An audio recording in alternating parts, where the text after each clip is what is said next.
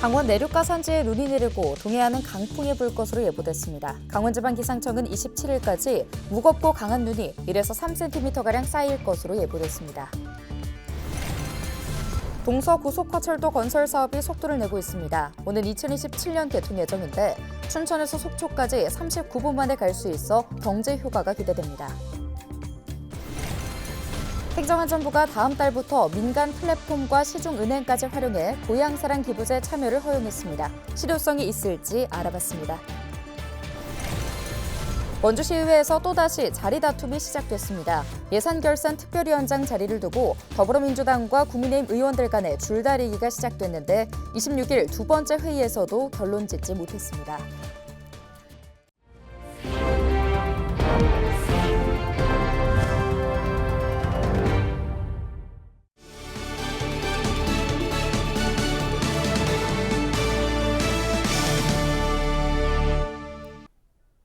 여러분 안녕하십니까? 헬로티비 뉴스입니다.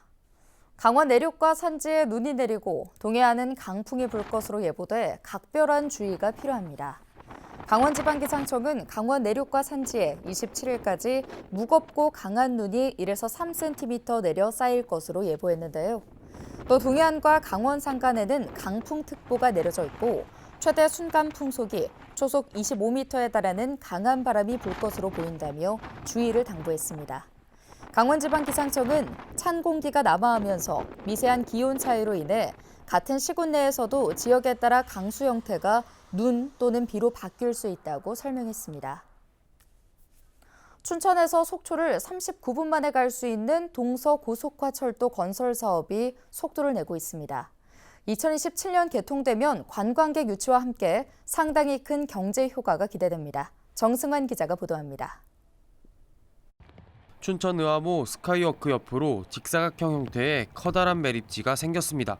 춘천 속초 동서고속화철도 공사 현장입니다. 매립지 아래론 열차가 다닐 터널이 들어섭니다. 의암호 북쪽 땅에는 커다란 구덩이도 생겼습니다. 깊이는 55m, 지름은 19m에 달합니다. 공사와 비상시를 대비한 환기군대 아래에선 양방향으로 기차가 다닐 터널을 뚫고 있습니다. 동서고속화철도는 지난 2022년 10월 착공식을 연 데 이어 지난 10월 전 구간이 공사에 들어가면서 속도를 내고 있습니다. 공사는 8개 구간으로 나눠 진행되는데 2027년 개통이 목표입니다.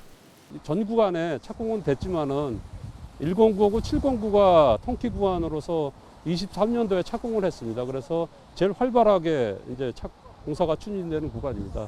아시겠지만 의암호를 밑으로 터널로 통과하는 구간입니다. 동서고속철이 개통되면 서울 용산역에서 속초역까지 191km를 99분 만에 갈 수 있습니다. 춘천에서 속초까지 93km는 39분 만에 주파할 수 있습니다. 차로 1시간 30분 이상 걸리는 시간을 절반 이상 단축할 수 있는 겁니다. 춘천역에서 속초역까지 지금 39분대로 주파가 가능합니다.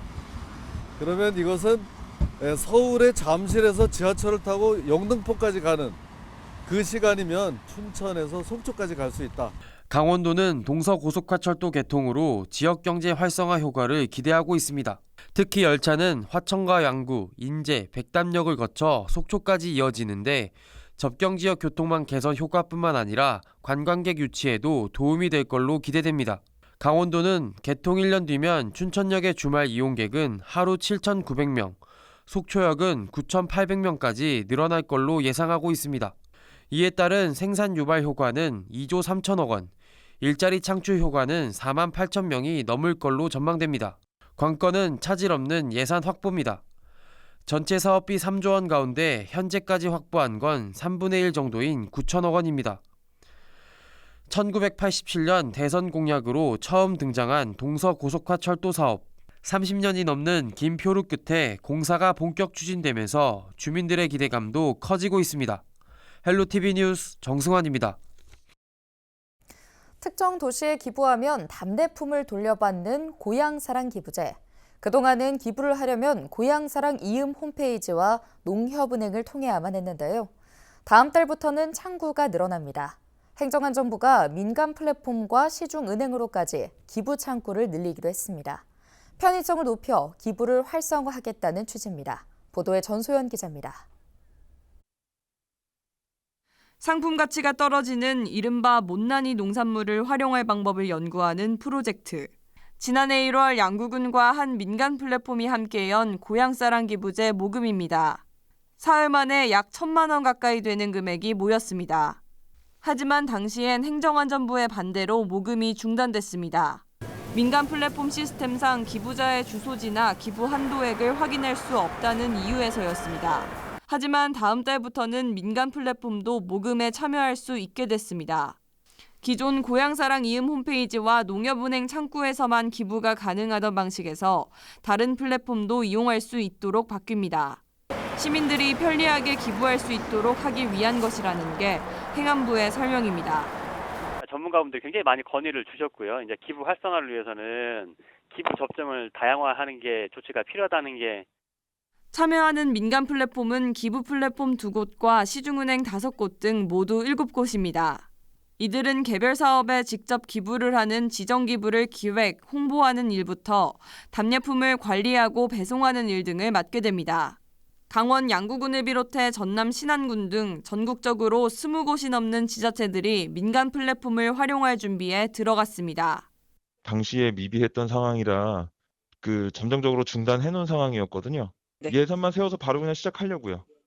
전문가들은 민간 플랫폼 개방을 통해 고향사랑 기부제에 대한 인지도가 높아질 것으로 기대하고 있습니다. 표출되는 그러한 기회가 많이 지어지기 때문에 기존보다 홍보 효과는 상당히 클 거라고 생각을 합니다. 다만 플랫폼에 수수료를 지불해야 하는 만큼 지자체 재정 여건에 따라 발생할 수 있는 지역별 격차를 줄여나가야 한다고 전문가들은 조언합니다. 헬로티비 뉴스 권소연입니다. 원주시의회가 또 파행을 겪고 있습니다. 이번에는 예산결산 특별위원장 자리를 두고 국민의힘과 더불어민주당이 각을 세우고 있는데요.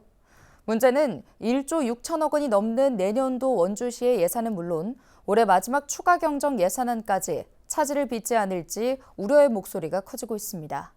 예산 심사가 파행으로 치닫게 된다면 시민들의 비난은 고스란히 원주시 의원들에게 돌아가게 됐습니다. 박건상 기자의 보도입니다. 26일 오전 9명의 원주시 의원들이 한자리에 모였습니다. 비공개로 진행된 회의는 원주시 내년도 본예산을 심사하는 예산결산 특별위원장을 선임하기 위한 자리였습니다. 하지만 이날도 끝내 예결위원장 선임은 무산됐습니다. 예결위원장 선임을 둘러싼 논란은 지난 20일부터 시작됐습니다. 지난주 목요일 본회의장에서 예결위 구성에 나섰지만 예결위원장 자리를 두고 국민의힘과 더불어민주당의 갈등이 시작됐습니다. 먼저 더불어민주당은 9대 의회 들어 예결위원장 자리를 국민의힘이 독식했다며 이번에는 민주당 소속 의원이 예결위원장을 맡아야 한다는 겁니다. 9대에 들어와가지고 본예산 심의에 2회 연속 우리 국민의힘에서 예결위원장을 했었습니다. 그래서 사실 이제 3회차 정도에 들어왔기 때문에 이번에는 민주당이 해야지 되는 게 맞지 않는가라는. 국민의힘도 물러설 기미를 보이지 않고 있습니다. 국민의힘은 민주당 측에서 일찌감치 예결위원장 자리를 두고 협상을 했어야 했다는 겁니다. 본예산을 앞두고 갑작스러운 의견을 냈는데요. 민주당에서 그렇게 의견을 제시하려고 했다면 1차 예산결산위원회가 결성되었을 때 그때 얘기해야 되지 않았나라는 아쉬움이 좀 있습니다. 현재 예산결산특별위원회는 모두 9명의 시의원들로 구성됐습니다.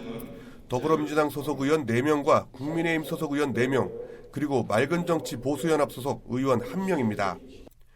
만약 표결로 간다면 결국 조영석 의원의 손에서 위원장이 선임된다는 겁니다. 시의회는 다음 달 18일까지 원주시가 제출한 1조 6,677억 원의 내년도 예산안과 올해 마지막 추가 경정 예산안을 심의해야 합니다. 예결위 심의는 다음 달 4일부터 시작되는데 일주일 남짓한 시간에 원만한 협의로 예결위원장을 선임하는 것은 아직도 요원한 상황. 예결위원장을 선임하지 못할 경우 소관 상임위원회에서 심사한 예산은 예산결산위원회를 거치지 않고 본회의에서 건별로 처리하게 됩니다. 한편 국민의힘에서는 신익선 의원을, 더불어민주당에서는 이상길 의원을 위원장으로 내세우고 있습니다. 헬로티비 뉴스 박건상입니다.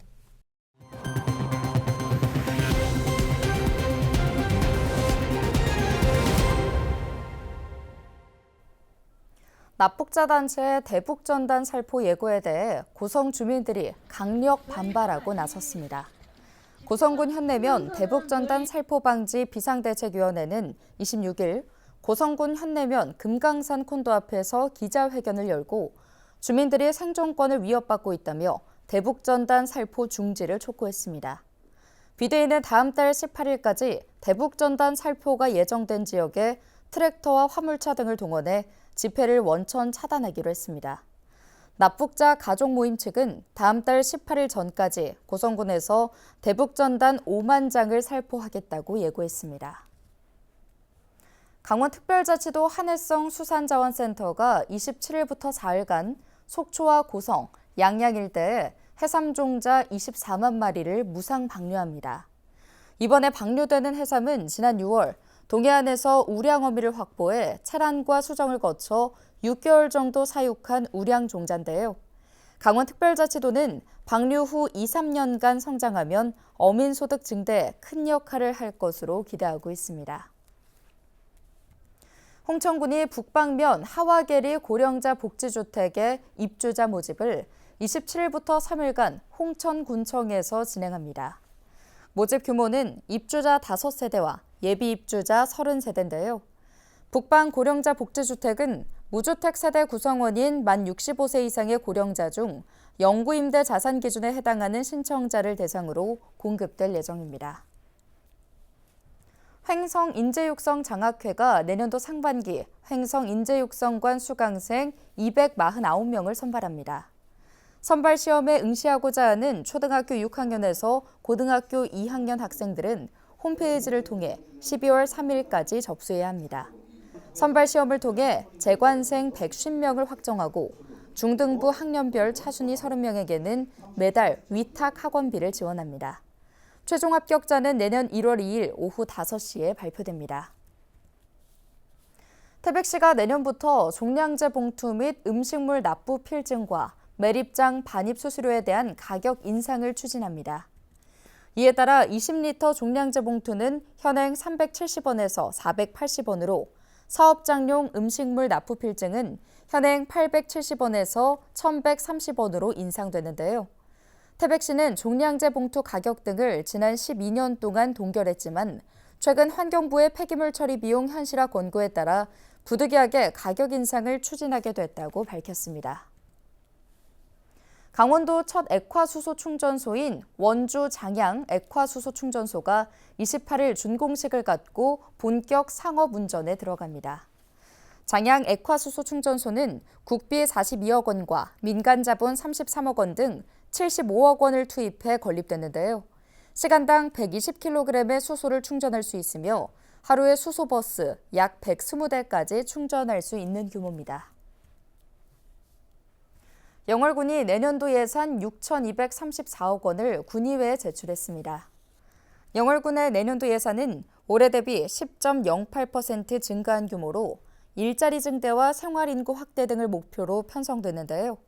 주요 현안별로 보면 복례산 관광자원화 사업에 180억 원을 투입하고 동강 보도교 조성 사업 55억 원, 동서강 정원 조성에 68억 원 등이 사용될 예정입니다. 고성군이 내년도 예산안을 4,142억 원으로 편성해 고성군 의회에 제출했습니다. 2025년도 고성군 예산안은 올해보다 62억 원, 1.5% 증가한 규모인데요. 고성군은 주요 사업으로 고성 해중 경관지구 지범 사업에 77억 원, 화진포 관광지 편의시설 조성 31억 원, 공연 진앙 어촌 신활력 증진 사업 41억 원, 제2특화 농공단지 인프라 조성 38억 원 등입니다. 고성군 의회는 정례회를 거쳐 다음 달 18일 예산안을 최종 의결할 예정입니다. 오늘 준비한 소식은 여기까지입니다. 함께해 주신 여러분 고맙습니다.